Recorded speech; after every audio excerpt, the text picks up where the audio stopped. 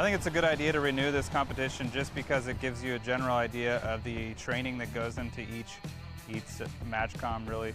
So PACAF does a Cascade Challenge every year, but other MAJCOMs aren't always doing these type of challenges, so it kind of just highlights some of our training points and what we could be better at as a career field, really.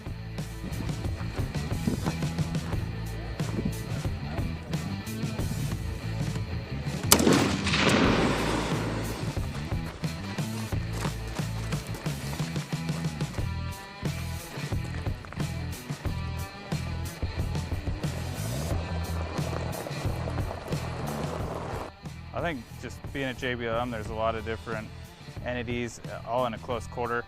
They're all pretty close as far as the Army and the Air Force base.